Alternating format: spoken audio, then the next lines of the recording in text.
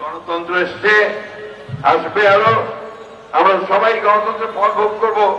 এই বাচ্চাগুলো তাদের যে হক হয়েছে, পিতাকে হারিয়েছে, এটা তারা কোনদিন ফেরত পাবে না।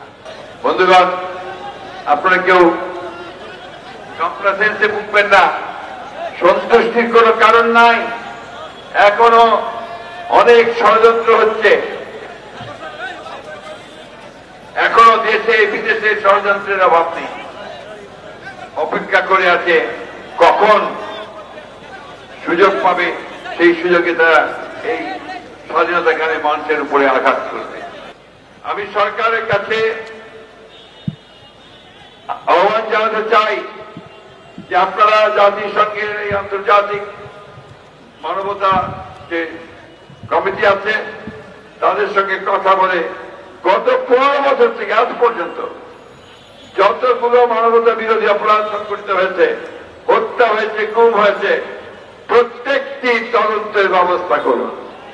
আমরা প্রত্যেক বছর যখন এদের সঙ্গে আমি এসে দাঁড়াই, সেই শিশুটা হাত ধরে যখন দাঁড়াই, যখন সঞ্জিদা পাশে এসে দাঁড়ায়, এই মেয়েগুলো আমার সামনে আসে, আমি পিতা হিসেবে, অভিভাবক হিসেবে আমি খুবই ভারাক্রান্ত হয়ে যাই।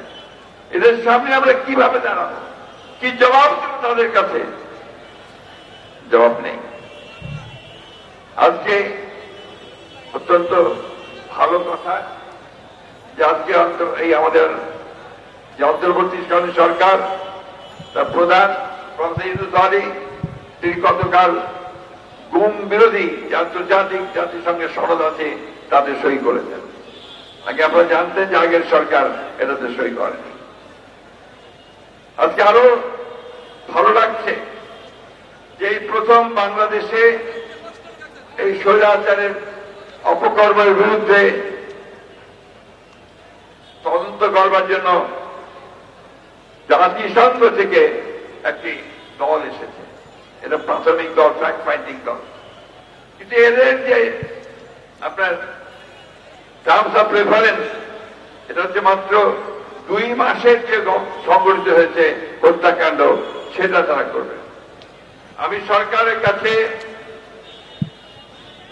আহ্বান জানাতে চাই যে আপনারা জাতিসংঘের এই আন্তর্জাতিক মানবতা যে কমিটি আছে তাদের সঙ্গে কথা বলে গত 15 বছর থেকে আজ পর্যন্ত যতগুলো মানবতা বিরোধী অপরাধ সংঘটিত হয়েছে, হত্যা হয়েছে, গুম হয়েছে, প্রত্যেকটি তদন্তের ব্যবস্থা করুন।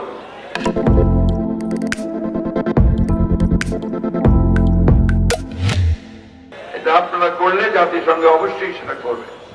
এটা আমি অত্যন্ত জোরের সঙ্গে, দৃঢ়তার সঙ্গে আমার মিডিয়া ভাইদের সামনে বলতে চাই যে 2009 সাল থেকে যে অত্যাচার, নির্যাতন, নিপীড়ন, হত্যাকাণ্ড যে গুম হয়েছে, প্রত্যেকটি তদন্ত এই জাতিসংঘের কমিটি দিয়ে করতে হবে এবং তারই ব্যবস্থা নিতে হবে।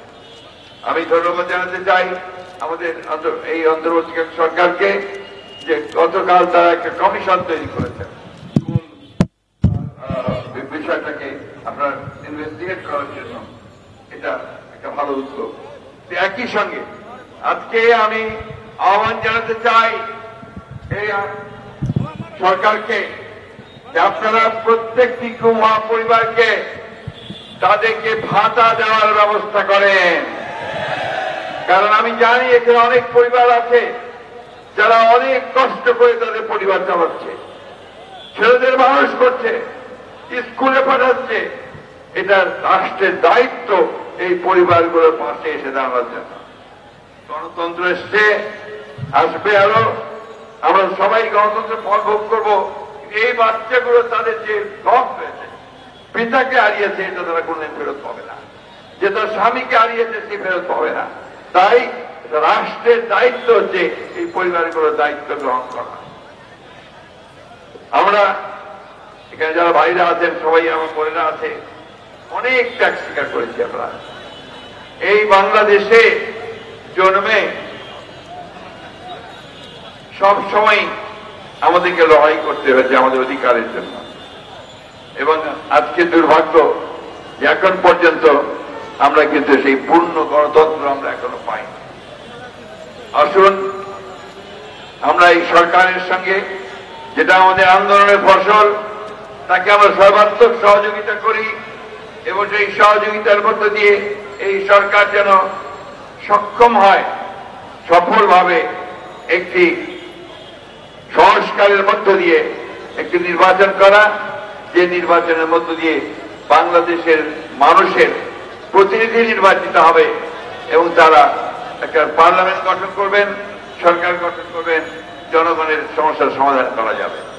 বন্ধুগণ, আপনারা কেউ কমপ্লাসেন্সে ভুগবেন না, সন্তুষ্টির কোনো কারণ নাই।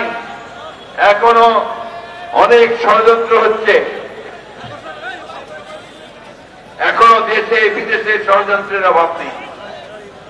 অপেক্ষা করে আছে কখন সুযোগ পাবে, সেই সুযোগে তারা এই স্বাধীনতাকামী মঞ্চের উপরে আঘাত করবে।